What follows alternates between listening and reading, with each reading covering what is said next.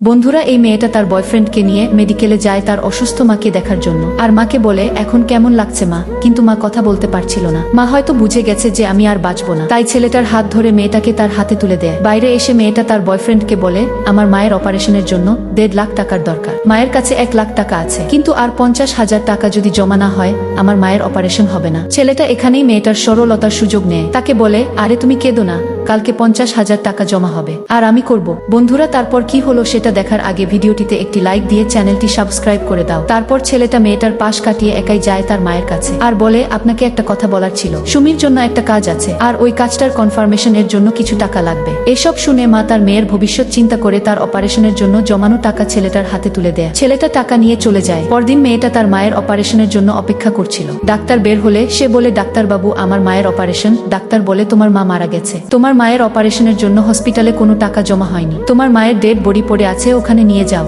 একজন প্রতারকের ফাঁদে পড়ে মেয়েটা তার মাকে হারালো।